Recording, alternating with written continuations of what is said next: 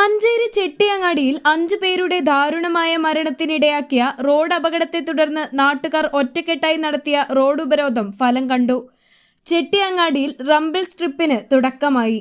മഞ്ചേരി ചെട്ടിയങ്ങാടിയിലെ 5 പേരുടെ മരണത്തിനിടയാക്കിയ റോഡ് അപകടവുമായി ബന്ധപ്പെട്ട് ആ അപകടത്തിന് ശേഷം തൊട്ട് പിറ്റേ ദിവസം നടത്തിയ ജനകീയ സമരത്തിന്റെ വിജയമെന്നോണം മഞ്ചേരി ചെട്ടിയങ്ങാടിയിലെ റോഡ് സുരക്ഷയുമായി ബന്ധപ്പെട്ട ചെയ്യാമെന്നേറ്റ കാര്യങ്ങൾ ഓരോന്നായി ചെയ്തു വരികയാണ്. റോഡില് 2 ഭാഗവും സ്പീഡ് ആൻഡ് പ്രൊസീഡ് ബോർഡ് വെച്ചു. അതിനുശേഷം റംബിൾ സ്ട്രിപ്പ് അതിന്റെ വർക്ക് നടന്നുകൊണ്ടിരിക്കുകയാണ്.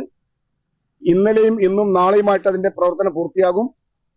അതും കഴിഞ്ഞ് ഇന്നലെ തന്നെ അവിടെ പരിസരങ്ങളിൽ അനാവശ്യമായി അനധികൃതമായി പാർക്ക് ചെയ്തിരിക്കുന്ന മുഴുവൻ വാഹനങ്ങളും എടുത്തു മാറ്റാൻ വേണ്ടി നഗരസഭയും പോലീസും ബന്ധപ്പെട്ട ആളുകൾക്ക് അറിയിപ്പ് കൊടുത്തിട്ടുണ്ട്.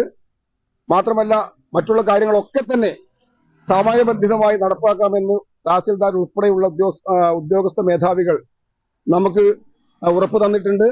അതിന്റെ അടിസ്ഥാനത്തിലാണ് നമ്മൾ അന്ന് സമരം പിൻവലിച്ചത്. ഏതായിരുന്നാലും KSTP ഉദ്യോഗസ്ഥന്മാരും റോഡ് സേഫ്റ്റി അതോറിറ്റിയും പോലീസും നാട്ടുകാരും ചേർന്നുണ്ടാക്കിയ ഒരു ധാരണയുടെ അടിസ്ഥാനത്തിലാണ് ഈ എല്ലാ കാര്യങ്ങളും ചെയ്യാമെന്ന് അതോറിറ്റി ഏറ്റത്. അതുകൊണ്ട് സമയബന്ധിതമായി അത് നടപ്പാക്കുമെന്ന പ്രതീക്ഷയിലാണ് നാട്ടുകാരിപ്പോൾ ഉള്ളത്.